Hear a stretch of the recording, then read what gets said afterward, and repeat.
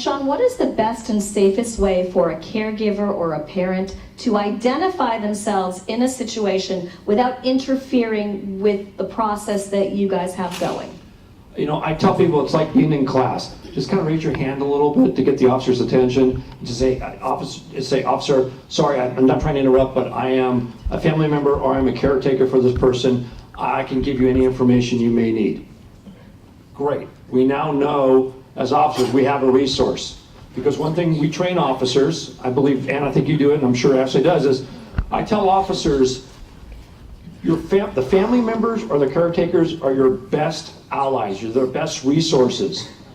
Get information from them on how best to deal with the person they're talking to, because they're around you every day, every night. They know how to interact with you. Please tell us that.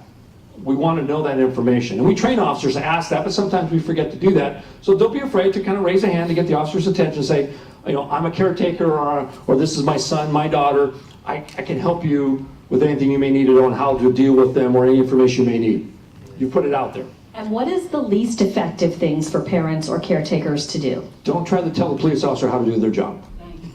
And I'm going to guess yelling at the police officer. Yelling, being aggressive towards the police officer. Understand, you know, actually you said something which is true, that people see us and they're fearful of us. Well, understand, have a little bit, I won't say much fear, but more of anxiety.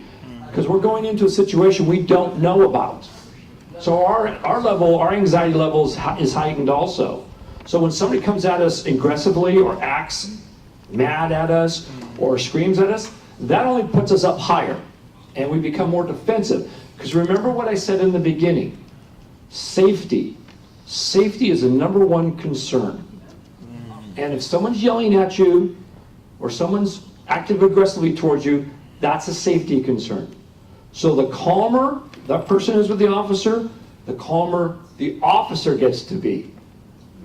And I know, I'll talk about this later, Dave, I'll talk about my 3 things that we train officers to do. The first thing we train officers to do is to de-escalate, to calm the situation. So your caretaker, your family can help with that. Okay?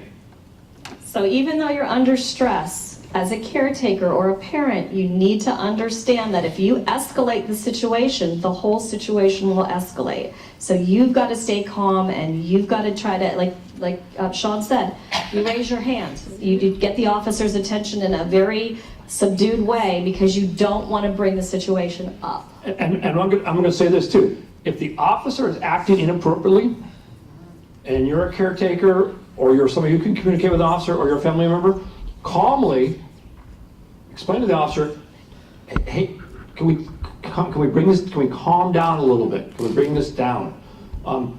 We need to know that because some officers may act inappropriately.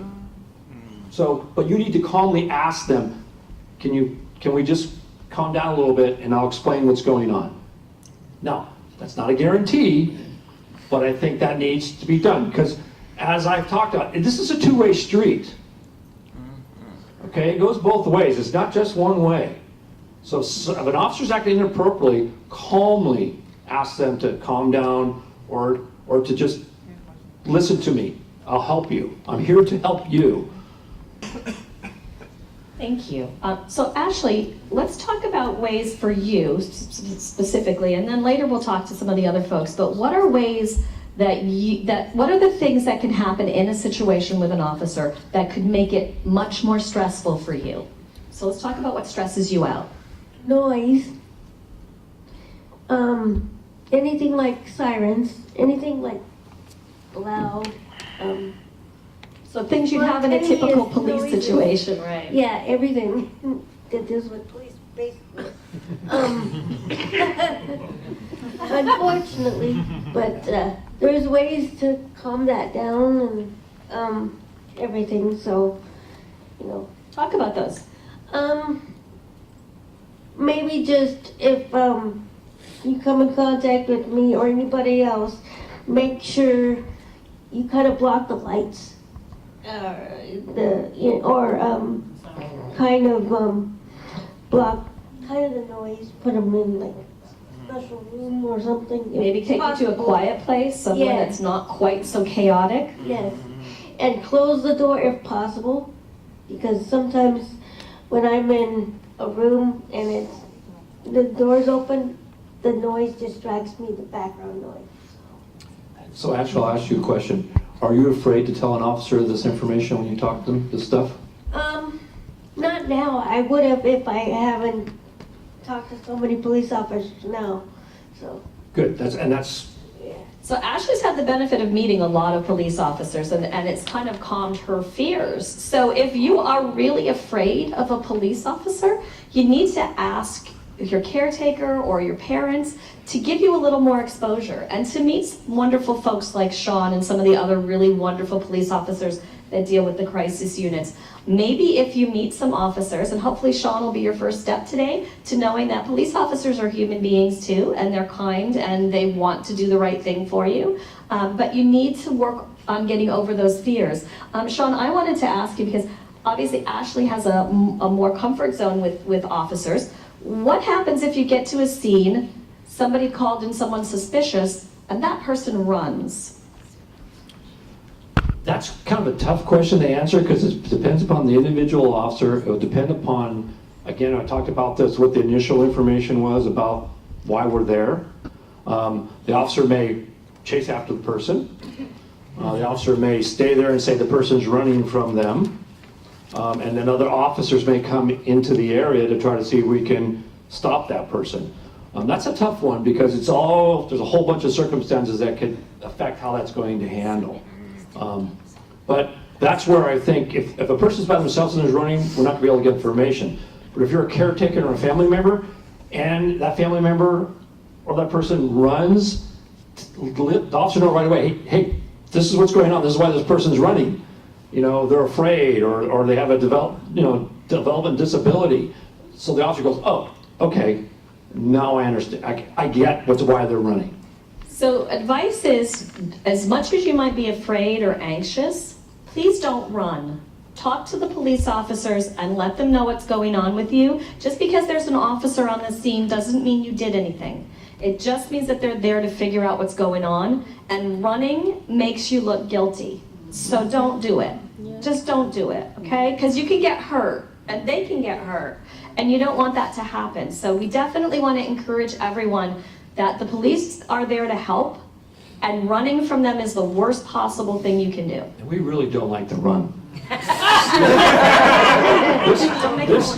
This is a lot of gear that we have around us. It's hard to run with all this gear on. So we really, and I'm a lot older. I don't run anymore. But no, and very good point. I understand you're afraid, and we're human beings. And one of our first things is fear of flight. We're afraid. We want to move away from that, what's causing us that discomfort. Stay there. Work through that discomfort. Help that officer understand who you are. You are your own best advocate. Don't educate that officer. We don't know everything. Educate us, please. You'd be surprised the relationships you will develop, and I think, Ashley, you can attest to this. The relationship she's developed with officers now is totally different than before you start talking to officers. That's what we want to do. We want to create that relationship. Okay?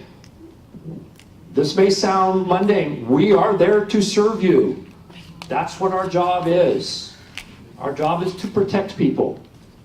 That's what we do. Caretakers and family members can support a productive exchange by alerting officers to your presence and offering information and insight.